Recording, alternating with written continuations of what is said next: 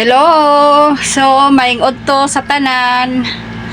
So, ubanik ko ninyo guys. So, nato day ko og kaysa no gahapon guys no kay nagpalit ko og essential para sa panganak. So, nagdugan ko og lapin. So, mga importante guys. So, mao day ni akong gipamalit. So kani maugid ni ang pinaka-essential kung mga nakta pero napa ni siya kulang gyud. So na ako'y cotton. So kani is for baby milk bath. Pagliguon na nato si baby pohon pag makauli na ta. Kay karon sa pagkakaron dili naman na siya liguon dito no, diretso naman na siya ilisan. Kita nay first time nga magligo. So kani baby cream niya for sa iyang lawas og sa iyang face. So face cream ni siya. Face and body cream. So napog ko'y baby oil. Nga kani essential food ni siya. So isa na ni siya kaset dito tanak ko sa online pero kakita man ko ani sa mall. So naa na siya nail cutter, scissor, unya clipper og tweezer, unya na pud siya nail file. So nagpalit na pud ko og infrared nga thermometer in case nga natay baby pohon no. Importante gyud ni siya sa body temperature kung naba siya hilanat o wala. Nya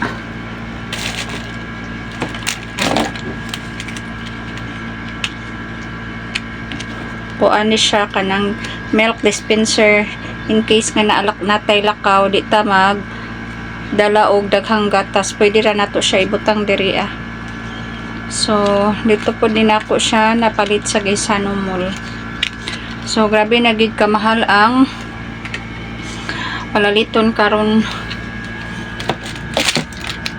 So kay kani diri ko nadak-an kay wala gyud gamay. So pangitaunon gid kaayo ni kaning kuan kanang dishwashing for baby bottles no, Joy para ra gid ni siya sa baby.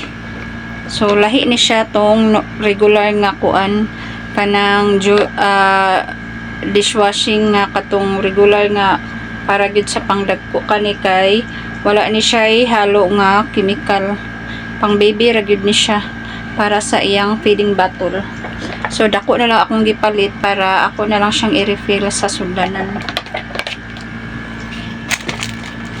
Nya nagpalit na po ko sa iyang mga diaper. So naman ko'y diaper dito nga newborn sa akong tindahan. Mao na lang ni akong gamiton.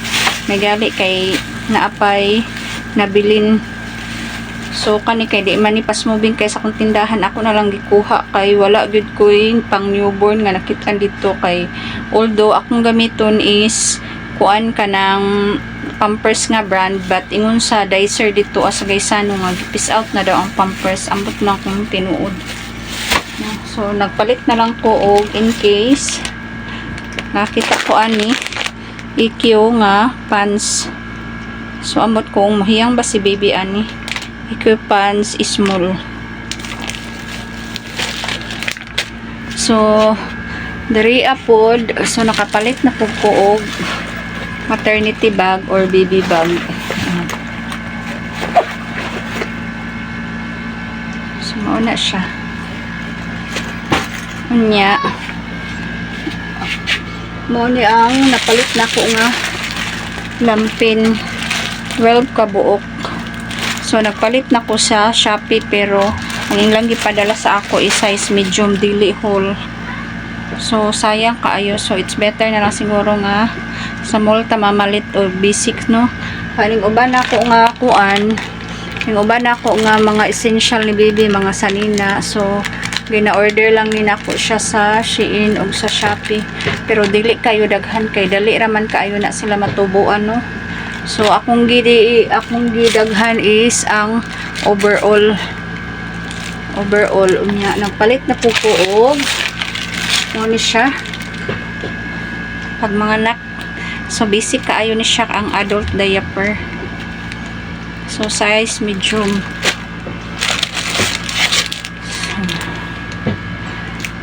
So wala pa gyud na totally nga nahuman atong pag-misting no.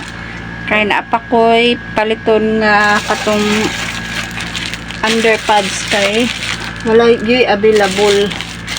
So hapit na mahuman nga atong pag-nesting. So underpads na lay kulang nya nanapukoy mga alcohol nya nag-wait na po ko sa katong baby detergent para maglabata sa atong mga gipamalit kay para mag-ready na dayon ta para puhon dili na ta kung in case nga magbati na ta, so hindi na ta magpanik. So labhan na nato daan ang iyang mga gamit.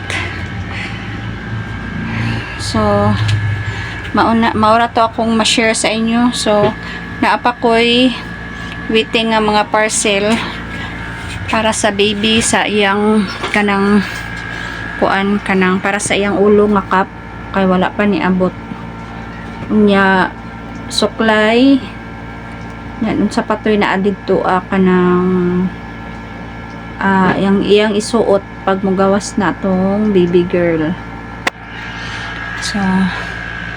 So gain na ito ko sa barangay nagpa-prenatal ko nya okay kaayo kay tagaan ko og kanang vitamins, calcium unya vitamins food sa vitamins nga folic acid. So hi, so na ako hinay kay nag-vlog si mama. So naaday ko sa kwarto kay nagpakuan sa ako kay grabe kaayo kainit. So dili na ko maantoy ang kainit sa tindahan. So nag-ship sa amin sa akong bana. So so na akong anak manay akong ikaduhang anak si Gavin. Say hi to my vlog anak. Hi vlog.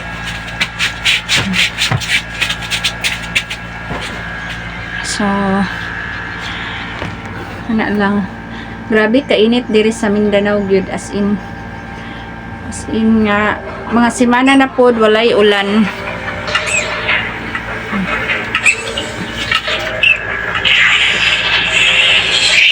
Naibi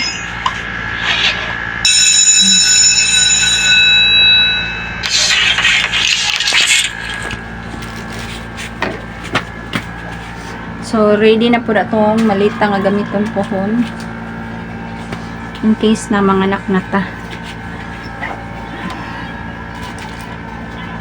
So kay third semester naman ta no.